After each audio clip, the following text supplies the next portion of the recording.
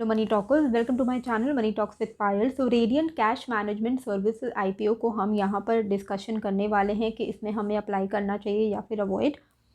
सबसे पहले देखते हैं कि कंपनी क्या करती है। तो कंपनी का जो काम है वो ये है कि ये बेसिकली कैश लॉजिस्टिक प्लेयर है जो कि रिटेल कैश मैनेजमेंट सेगमेंट को केटर करती है। बहुत सारे ऐसे बैंक्स हैं जिनको ये कैश मैनेजमेंट सर्विस प्रोवाइड करती है। एटीएम्स में जब पैसे लगते हैं तो जो वैन पैसे लेकर आती है, तो इनके वैन्स भी हैं काफ़ी सारे। 13,044 पिन कोड में ये अपने सर्विसेज को प्रोवाइड कर रही है इंडिया में।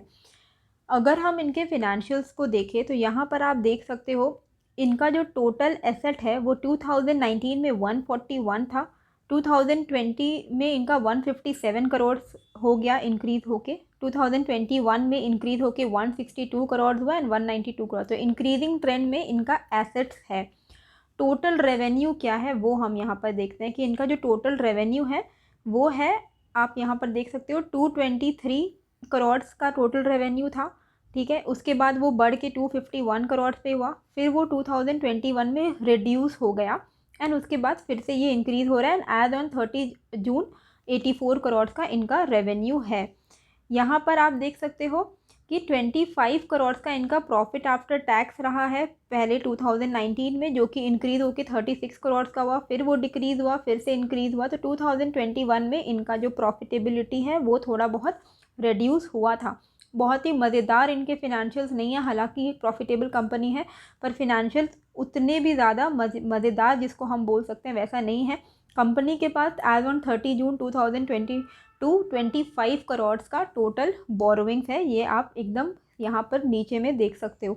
ठीक है, अभी इनका पर्पस क्या है आईपीओ लाने का वो हम देख लेते हैं। सबसे पहले देखते हैं कि इनका कट ऑफ प्राइस क्या है। तो 94 से लेके 99 रुपीज़ के शेयर पे ये आने वाली है। 99 रुपीज़ का इनका कट ऑफ प्राइस है। अगर आपको अप्लाई करना है तो कट ऑफ पे ही अप्लाई करेंगे आप। 23 दिसंबर को ये आईपीओ ऑलरेडी आ चुकी है, 27 दिसंबर तक ये चलेगा। 1 रुपीज़ का फेस वैल्यू होने वाला है एंड अगर आप यहाँ पर देखोगे कि 387 करोड़ का इनका इशू साइज़ है।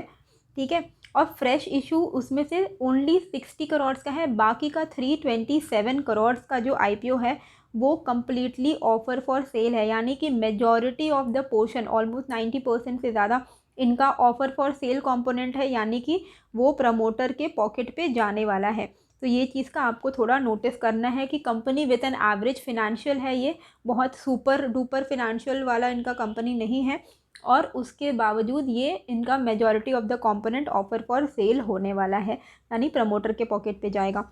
इनके लिस्टेड पेयर कौन है? SIS limited and CMS info systems limited. अगर आप इसके प्राइस टू अर्निंग को कंपेयर करोगे यहाँ पर तो आपको दिखेगा कि CMS का कितना था प्राइस टू अर्निंग, 18.50 अभी जो चल रहा है।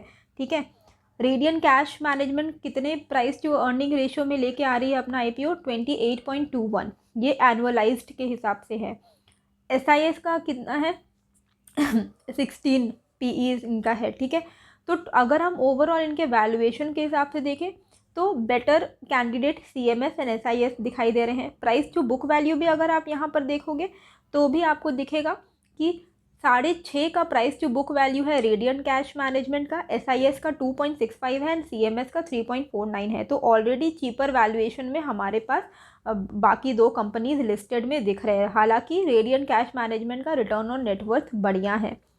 अभी तक डे 1 स्टेटस की अगर हम बात करें तो बहुत अच्छा खासा रिस्पांस तो देखने को नहीं मिला है। QIB तो चलो हम लोग लास्ट डेट ही देखेंगे कि इनका क्या ओवरऑल इनका सब्सक्रिप्शन आता है। रिटेल कैटेगरी सिर्फ 6% ही फिलअप हुई है अभी तक, यहाँ पर आप देख सकते हो 6% ही फिलअप हुई है टोटल आउट ऑफ 100%। HNI बिल्कुल फिलअप नहीं हुआ है, डे 1 में 0 रिस्पॉन्स है। टोटल में अगर हम देखें तो 4% का ओवरऑल अभी तक सब्सक्रिप्शन यहाँ पर देखने को हमें मिला है। यहाँ पर एक चीज़ आपको मैं बता दूं कि जो एंकर इन्वेस्टर्स हैं उनको 387 करोड़ का शेयर दिया गया है। ठीक है, 22 दिसंबर को उनका बिडिंग डेट था, तो उनको 387 करोड़ वर्थ ऑफ शेयर दिया जाए, 388 करोड़ मान के चलिए दिया गया है। ठीक है, इनका क्या होता है 50% का लॉक इन पीरियड ओवर हो जाएगा 30 डेज में, विच इज़ February 10, 2023 एंड बाकी का 50% का कब ख़त्म होगा, May 5, 2023। तो देर आर प्रोबेबिलिटी कि अगर आगे जाके जब एंकर इन्वेस्टर्स का अपना लॉक इन पीरियड ओवर होगा तो ये सेल करेंगे अपने शेयर्स को। अगर ये सेल करते हैं तो एक बहुत ही बड़ा सेलिंग प्रेशर देखने को मिलेगा, स्पेशली अगर स्टॉक अच्छा परफॉर्म नहीं करती है तो हाई चांसेस है कि 30 दिन बाद या फिर मई के बाद आपको ऑलरेडी ये शेयर एक डिस्काउंटेड वैल्यूएशन पे मिल जाएगा। अब ग्रे मार्केट की बात करें तो वहाँ पर कोई भी डिमांड नहीं है, 0% का लिस्टिंग प्राइस अभी देखने को मिल रहा है, मतलब 0% का लिस्टिंग गेन्स यहाँ पर देखने को मिल रहा है। अभी तक बिल्कुल भी डिमांड नहीं आया है। अब मैं आपको कॉशंस बता देती हूँ, कुछ मेरे ऑब्जर्वेशन है जो मैं आपके साथ यहाँ पर शेयर करूँगी ताकि आपको समझ में आए कि मेरा फाइनल डिसीजन क्या है। तो देखिए, ऑलरेडी अगर आपको भी पता होगा कि आप भी पहले जितना online mode of UPI use करते थे, आज की डेट पे आप बहुत ही ज़्यादा यूज़ कर रहे होगे ऑनलाइन मोड ऑफ़ पेमेंट। तो ये चीज़ जो है कि इंडिया में ऑनलाइन मोड ऑफ़ पेमेंट बहुत ही मल्टीफोल्ड वे में इंक्रीज़ हो रहा है। यूपीआईज़ भी आ रहे हैं नए नए। गवर्नमेंट ऑफ इंडिया ने भी डिजिटल रुपी लॉन्च कर दिया है, जिसके बारे में आपने सुना होगा। तो आगे जाके डिजिटल रुपी भी बहुत ज़्यादा चलने वाला है, लोगों को फिज़िकल रुपी रखने की ज़रूरत नहीं पड़ेगी। चांसेस है कि ये स्टॉक आपको चीपर रेट में मिलेगा जैसे ही एंकर इन्वेस्टर्स मूव आउट करेंगे। एंकर इन्वेस्टर्स का लॉक इन ओवर होगा तो स्टॉक में एक सेलिंग प्रेशर हमें देखने को मिल सकता है। लिस्टेड पीयर मैंने आपको दिखा दिया, ऑलरेडी अवेलेबल है चीपर वैल्यूएशन पे। अगर आप इंटरेस्टेड हो तो आप लिस्टेड पीयर में ही लगा लोगे अगर अपने पैसे को, तो आपको वैसे भी वो चीपर वैल्यूएशन पे मिल रहे हैं।